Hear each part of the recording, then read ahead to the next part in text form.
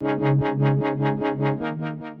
guys, so for today's video we're going to be cleaning up my car. What I'm going to do today is do a quick run around the car, get my footage for before, then I'll catch up with you tomorrow.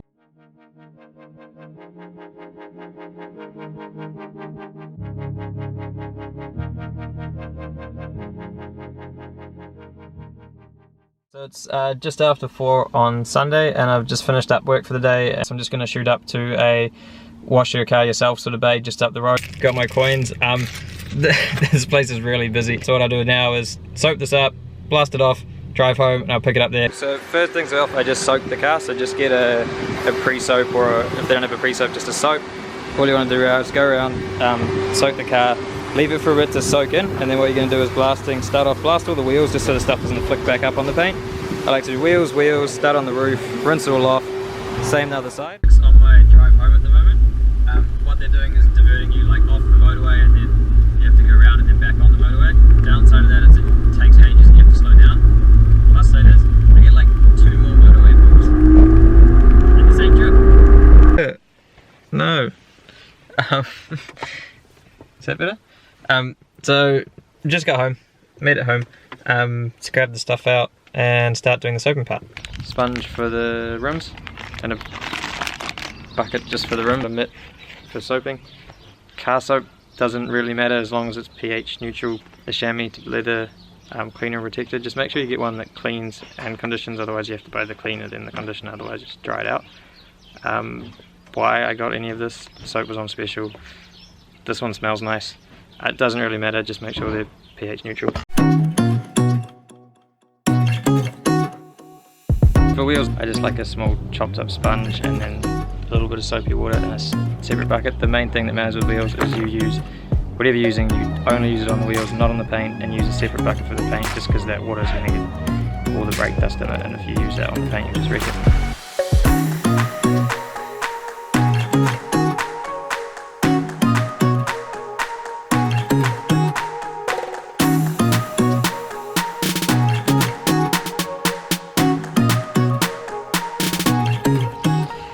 It's looking clean. Just make sure you rinse it off before it dries, otherwise all you've done effectively is reshuffle the dirt.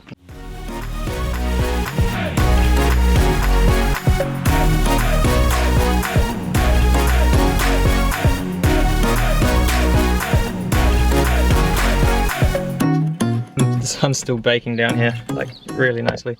So I'm just going to probably vacuum out the inside while I wait for the sun to go down, otherwise I'm just going to be chasing my butt. If you're being really fussy now, once you've done the wheels, you'd get a towel and dry the wheels quickly. On this I don't really care. We got burger, other burger, Peter pit, other Peter pit, lollies, tissues, red shows, parking things.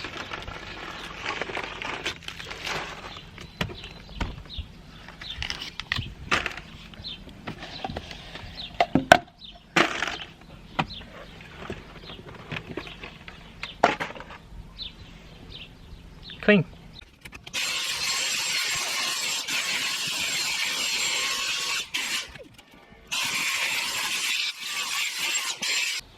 Vacuuming is really satisfying. You can see I haven't really gone too overboard with this car because it's got heaps of stains and stuff. That's gross. I grabbed something gooey.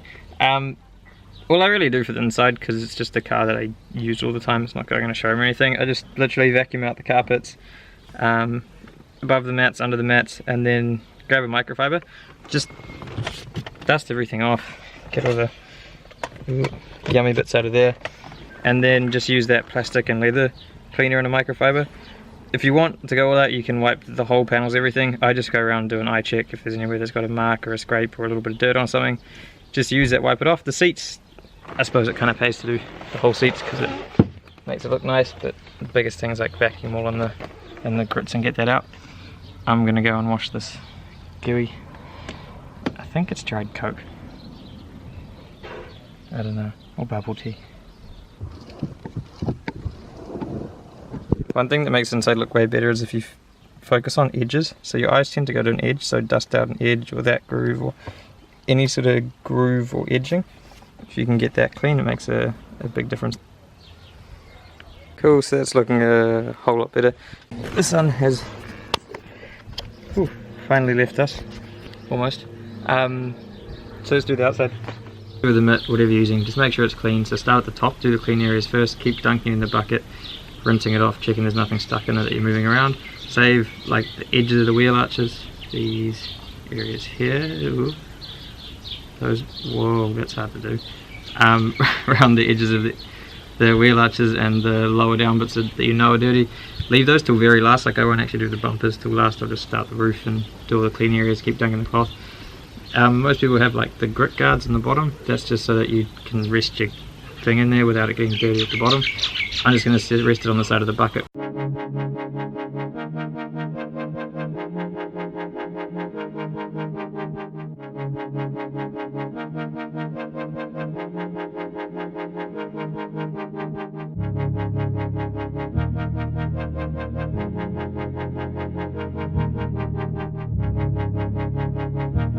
I just did the roof, bonnet, just going to rinse those off.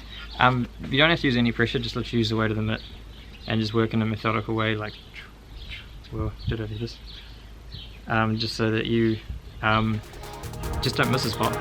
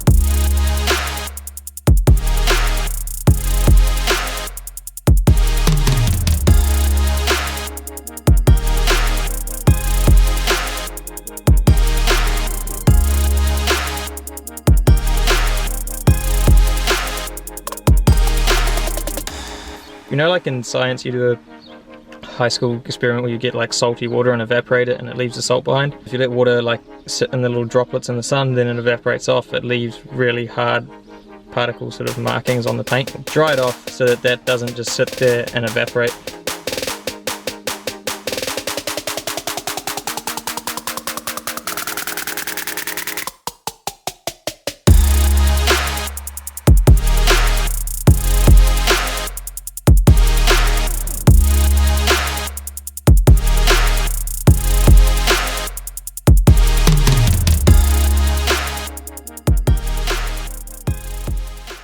It's all clean. I'm running out of time actually because I got places to be and things to do. So actually just going to leave the driver's side still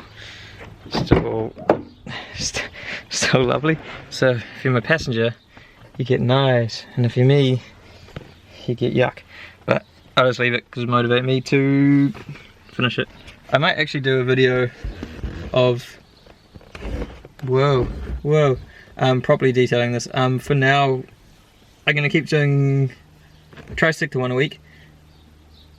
What I'll do quickly though before I finish up is try to take some montages of it now that it's clean. Hopefully the lighting's okay, and then hopefully the before and afters will be a little bit satisfying. But we'll catch up next week and hope we'll have some cool new stuff to do.